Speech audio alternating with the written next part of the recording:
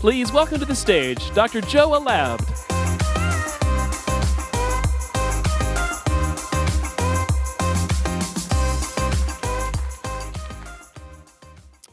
Well, howdy and welcome to Aggie Land.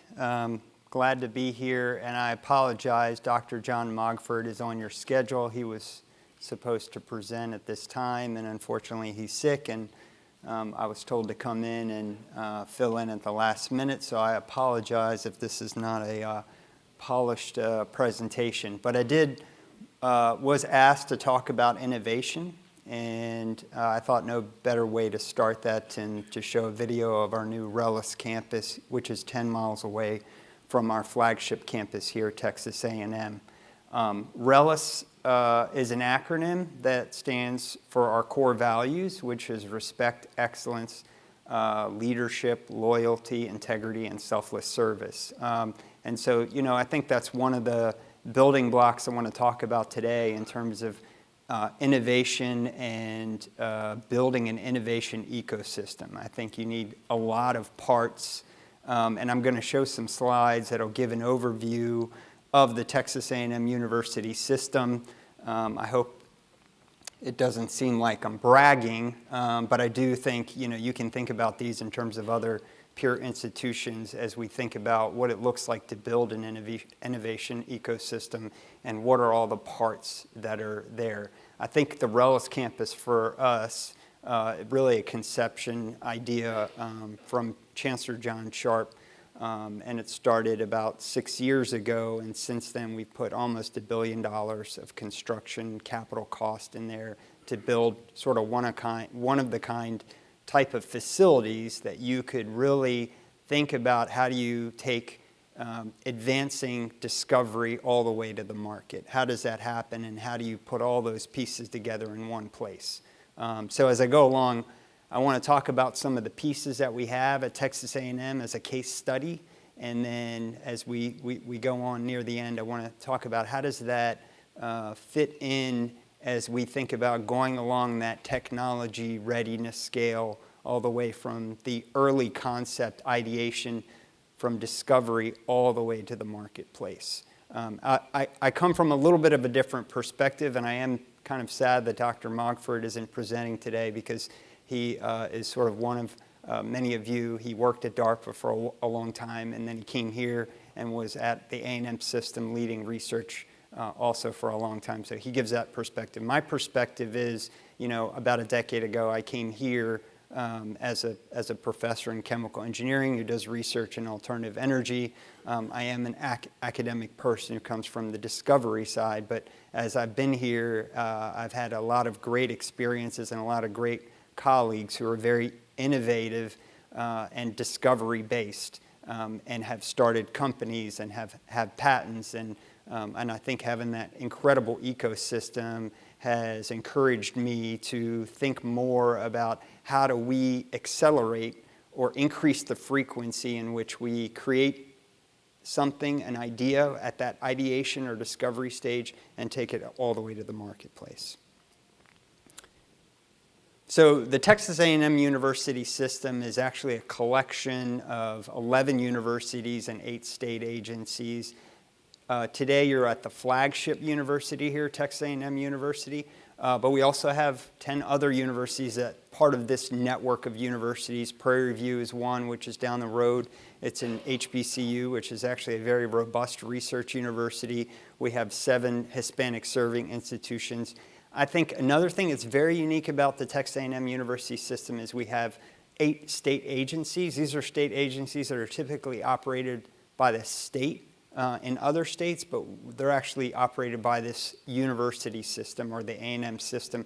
Things like the Emergency Management, the Transportation Institute, AgriLife Extension, the Forest Service, which the Forest Service, you may know, put out over 6,000 fires across the state of Texas this year. So that's managed by our A&M University system, which creates a lot of interesting opportunities because as the universities and faculty, researchers interact with agency folks who do service for the state of Texas, there's been a lot of thinking on how do we integrate research in how we respond to fires or respond to hurricanes and a lot of different emergencies.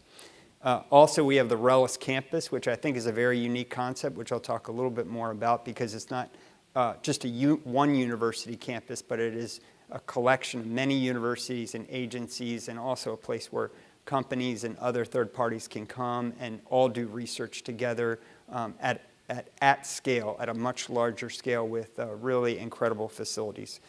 We also operate the Los Alamos National Laboratory, which I'll mention a little bit more about.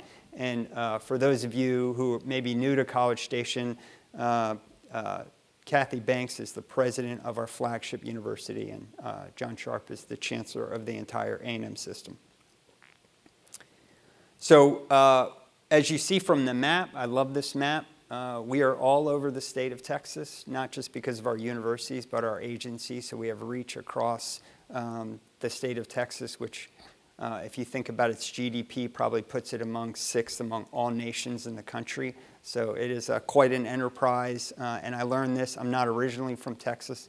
I grew up in Baltimore, and so I had to come here, and it was truly everything is much bigger in Texas. So that was a lot of fun, and I'm still learning that. But I think for me, as a researcher, you know, this is really a place where I can do some things that I wasn't able to do at other institutions I was at, just because of the resources here and also the collection of people here. So we have over 153,000 students that we teach across the state of Texas, and over 8,000 faculty. We also train over 200,000 people and serve over 22 million. And you can see, as you probably heard yesterday from the introduction from Dr. Jack Baldoff, who's the Vice President for Research, we have research expenditures that are over $1 billion annually. And again, here you can just see some metrics here. And I think that, again, this is just, I'm not trying to brag, but I think these are the pieces that are going together into creating that innovation ecosystem. So we are, of course, happy we're #1 in Texas in research expenditures, but we do very well with federal funding, #4 with the USDA, National Science Foundation, Department of Energy, also I think top 25 in the Department of Defense funding. And we have 4 regional universities that have the R2 Carnegie classification. And again, we have chief research officers or vice presidents of research across the entire system. We work really hard to pull them together to work synergistically, and I think that's one of the great things about the A&M system. So the RELLIS Campus, as you saw, it's over 2,300 acres. It's almost $1 billion now that we've invested. We have a couple of very interesting concepts out there that we've seen. One is just an academic alliance. So we actually have buildings there where we have 11 universities all in the same building, and then we also have buildings for Blinn College. So basically, if you were to want to get a 4-year degree, you could go to the RELLIS Campus. You could be admitted. You would go to the buildings where Blinn College is. You take 2 years of community college courses, and you would then walk right over to the next building where we have faculty from 11 different universities, and your next 2 years would be the coursework for your degree at one of those universities, all on the same campus, at a much lower cost than you would going to one of the other universities in the state of Texas. So it's a pretty interesting concept. That concept started about 5 years ago. We have about 450 students out there now, and it's pretty interesting to be in the same building with students from other universities and interacting. So it's a really interesting model. Similarly, for research, we have a lot of the universities and also state agencies out there doing research. As you saw from the video, that's really the home of the Texas A&M Transportation Institute. We do crash tests out there. It's the home of the Texas A&M Engineering Experiment Station, where you see a lot of that research. You saw the Bush Combat Development Complex. That's our place to do defense research, and a lot of other activities out there. So it is an interesting place where we're bringing many different universities, state agencies, third parties, private parties out onto the same place. And I think for us, that is a place that we think could be that place that gets you all the way from the beginning stages of that TRL level all the way through, could be a physical location for that. This was discussed in the video. We did stand up the Bush Combat Development Complex. This was started with a cooperative agreement now that's an IDIQ with the Army Futures Command. And you can see here are all the different topics of research. And I think the important thing is the investment from our system and the state of Texas to build infrastructure. As you saw there, the BAM was a kilometer-long hypersonics tunnel that will allow you to do research at Mach 15. I think that will be one of a kind. We have already completed a 1 mile long 5G AT&T network to also do wireless research out there, wireless network research. So I think these are just the first couple building blocks that we're starting to put in place. We envision many more of those types of facilities where people who come up with ideas, want to test them in the development stage, can come out there. You can really try things out. We have an autonomy course out there, so we could do wireless ground and air vehicles together and do a lot of that testing and development work out there that gets you much higher along on the TRL level. So if you think about it, I did a postdoc for a couple of years at the Aberdeen Proving Ground in Maryland. It's similar like that. We're really trying to build some unique facilities that not only the military, but even in other sectors as energy, want to come to that campus and test out some of their prototypes, some of their products, no matter how big they are. We also have out at the RELLIS Campus the University Consortium for Applied Hypersonics. This is an award through the Undersecretary of Defense. So this has really been kind of now the epicenter for hypersonics research in the nation. This is $100 million. We have a collection in that membership of over 100 universities and 80 industry members and also national laboratories. So this is about, I think, in year 2 of that, and that's been a wild success. I think with BAM coming online too, that'll be a great place for researchers from all over the nation to come and test out hypersonics research. I also stated we manage the Los Alamos National Laboratory, partnered with Battelle and the University of California system, and also have a great partnership with all the Department of Energy laboratories. Again, I think this is just, again, similar to our peer institutions, building, what are all the building blocks, partnerships with the researchers, with the industry, and the federal government. This is also a unique thing that we put in place. We've really invested a lot in this here, and I think as time goes on, I think most major university systems will also have to follow suit in this, and some have. So really building a research security, robust research security program. I think we do have the best in the nation. You can see Dr. Kevin Gamache here.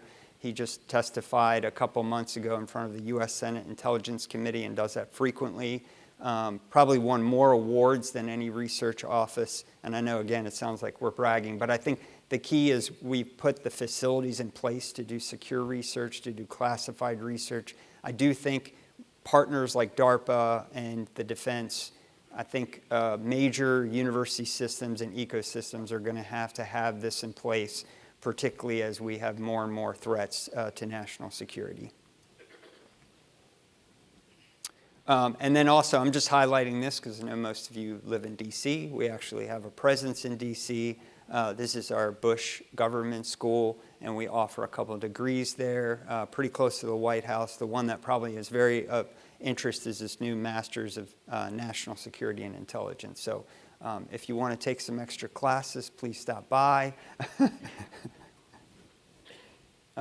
And also, I'll just say a little bit about our flagship university here that you're at. But I think a lot of this is, the building blocks, from my perspective, are hopefully folks like me who are in a lab who do the discovery process. That's at TRL 1 level, right? We need to have ideas and discovery, and I think our flagship is a great place where we've invested a lot in the low TRL level part to even start to move along that process. So A&M is probably one of the largest universities in the country with over 73,000 students now. Just recently became a Hispanic serving institution with over 25% of the students being Hispanic. And again, #1 in research expenditures in Texas. This is, I think, another unique feature which I think overlays well with the Department of Defense is we are one of the 6 senior military colleges in the United States with over 2,300 Corps cadets. Actually, the university started as just a military school and then has expanded to be co-ed and also bring in civilian students as well. But still today, we're still the largest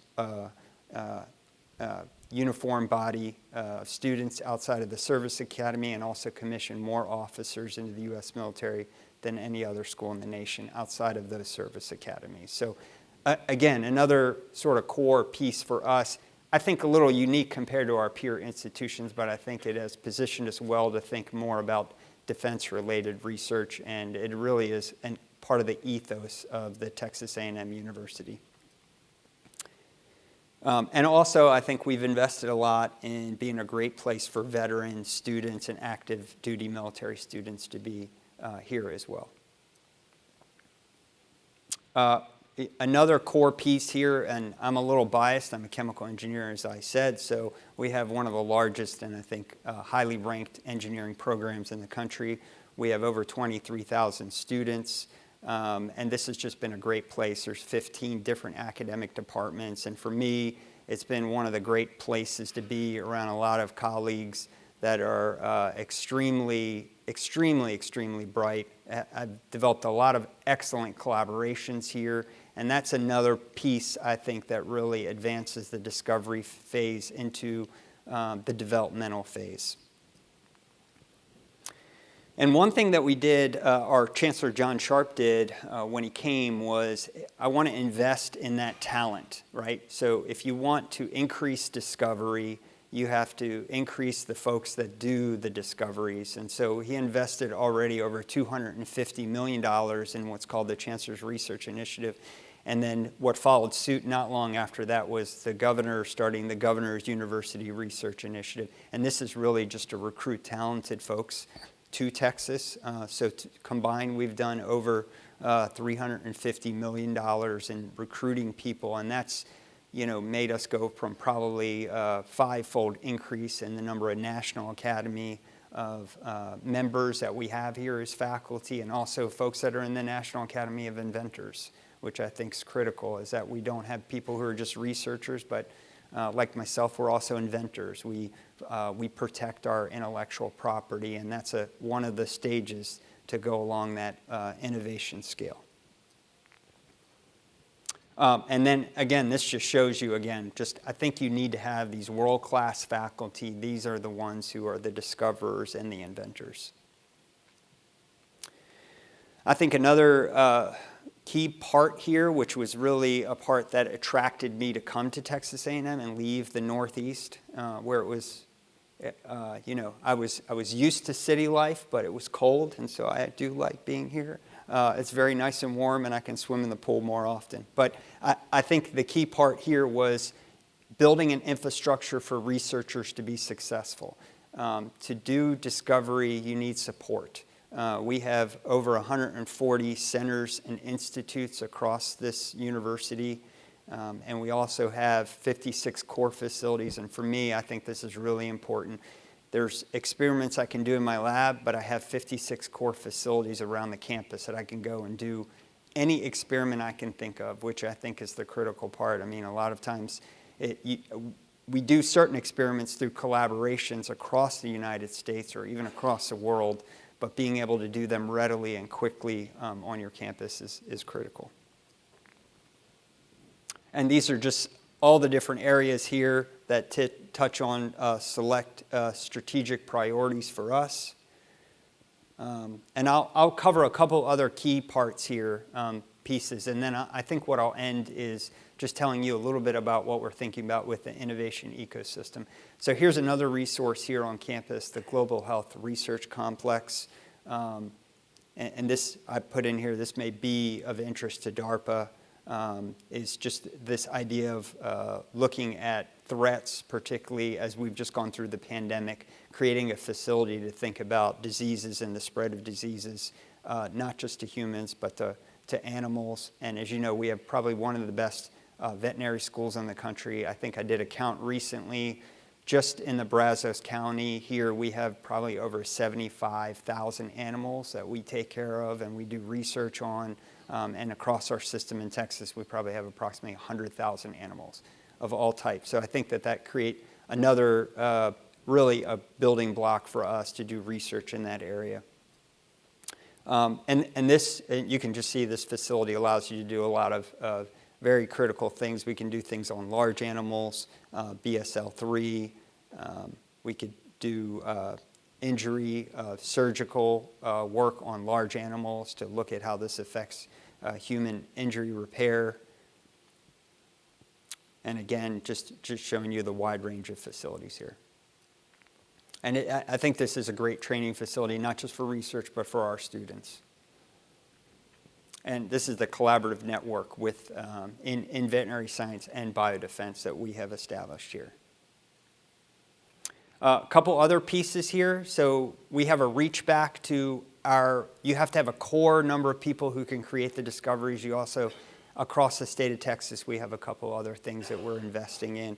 One is in Houston, as you know, the medical center in Houston is probably the largest in the country, with partners like Houston Methodist, MD Anderson Cancer Center, Baylor College of Medicine. We've invested over $550 million just recently. You can see that tall building there is building number 4. We also have building number 5 right now, which is a collaborative building, and it's called TMC3 or Helix Park with other institutions. That is also thinking about an ecosystem there. So not only partnering with other institutions, there's a lot of incubators. A number of our startup companies have gone there in the medical space, and how do they all interact with one another? This is home to a new program we started, which is engineering medicine, thinking about that innovation. We have students that have undergraduate degrees in engineering. They matriculate into that program. They get dual degrees in engineering, master degree in engineering, and an MD. And they also have a program in there where they do a lot of innovative group work, and they actually, you know, we spent a lot of time actually on the legal aspect of that to make sure that we can protect the innovative work that comes out of there. So they're highly encouraged to patent their work, and then also think about how that integrates into that ecosystem that's getting created. We're also investing in downtown Fort Worth. It is the home of our law school, which is a highly ranked law school now, but we're investing. You can see here's a rendition of 3 buildings that we're working on, one of them being a research and innovation building, and we're thinking about a similar concept just in different space, in manufacturing and in defense with companies like Lockheed Martin in that space. How do we have a building that has our researchers, not just from our universities, our agencies, our startup companies, the incubators up there like Tech Fort Worth, and then also mature companies like Lockheed Martin, all being in the same space. So that's the vision that we have and that we're working on now.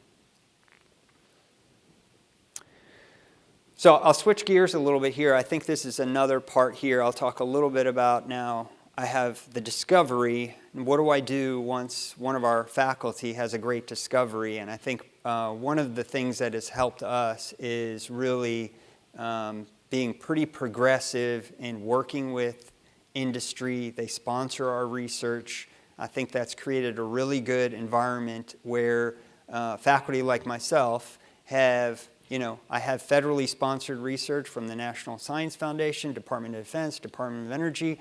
I also have privately sponsored research. Those things work at different paces. Sometimes, you know, I only have to do an annual report for my National Science Foundation work. My industry-sponsored research, I may meet with them weekly to show them results and we're trying to move that progress. I think that's helped me understand how do I increase the frequency of going from a discovery to getting something into the marketplace. And it's helped really train the many of the PhD students that we train here in our lab and graduate students.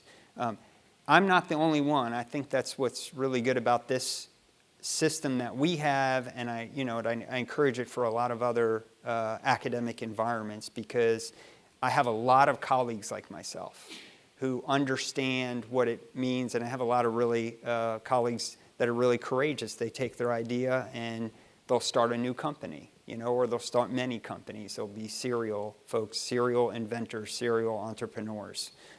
So I think that's a key part of the thing. You have to build in a culture.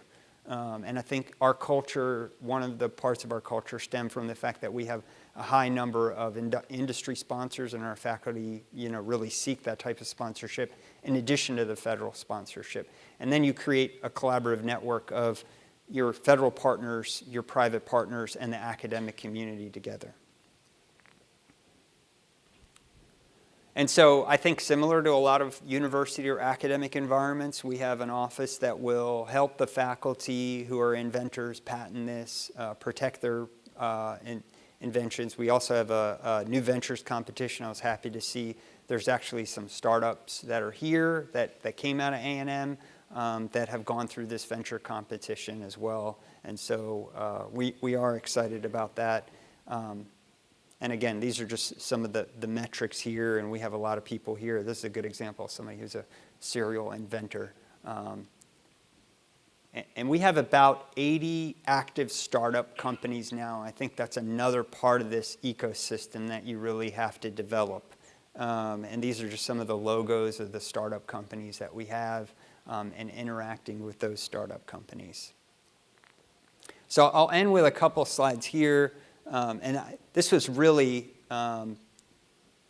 Dr. Mogford's talk. The rest of the stuff is my talk, so I had to kind of come up with something for you here to make this seem interesting. But I think if he were here, again, he would want to tell you about getting through the valley of death, starting out with that discovery and going all the way to market. So you're starting at that low TRL level and going all the way through. And I think that you just need a collection of all the different entities to get all the way there, and then how do you connect them all together? So as I said before, TRL 1, 2, 3, you need that strong foundation and just the high quantity of folks that are really, really bright, who are really going to create ideas and create discovery. And so I think this is a place where we have that. Not saying we're the only place that has that, but I think if you're going to build an innovation ecosystem, you've got to have that core starting part. You can't have very little going on in the early TRL and expect to get a lot down at a higher TRL. We need a lot of ideas. We need a lot of discovery. We need a lot of really smart people. We need a lot of people who are really risky, who are ready to do that. I think the academic environment's great because you get tenure. And so once I got tenure, I was like, I'm just going to try a lot of crazy stuff. And you need that. You need to make mistakes, and you need to keep making mistakes and not be afraid to make mistakes. And I think that's really led to some of the stuff that gets me the most excited that comes from my own lab, is when you just are really not afraid anymore. And you take a lot of risks, and you ask the folks in your lab to just try a lot of things. And it's built on experience, but you do take some risks that you wouldn't have taken early in your career. And so we just need a high collection of people like that. So that is the exciting part about A&M. I think we do have that. But after that, how do you get to that applied stage? How do you get all the way to the commercialization phase? I think a lot of people just say, well, we're going to leave that to the faculty. They're going to do that. They're going to develop those ideas, and then they're going to commercialize idea. And I think what ends up happening a lot of times is I patent something, or my colleague patents something, and it's over. It ends. So I'm still stuck in that basic research phase, right? How do I go from, really the science and the hardcore science and technology, and then now I need to start developing it. I need to develop a prototype. I need to get this farther. I need to get this in somebody's hands. I need to get a venture capitalist to look at this.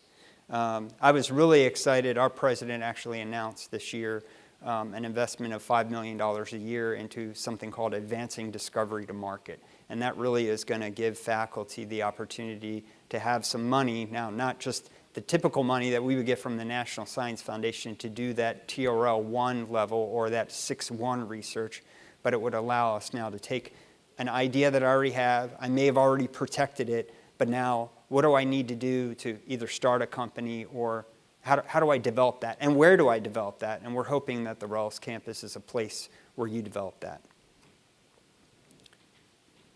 So I'll end with this. If you can think through all those different phases, when you go from basic to applied to all the way to commercialization, I think you do need an ecosystem, and it's not just, you have to have great facilities, you have to have a great core of discoverers and inventors, but you have to have a lot of other things, and maybe even you need a place where all those people come together and work together. And so we're hoping the RELLIS Campus is one of those physical ecosystems that everyone, I'm hoping you come back in 5 or 10 years and you're like, wow, I see all of these people here.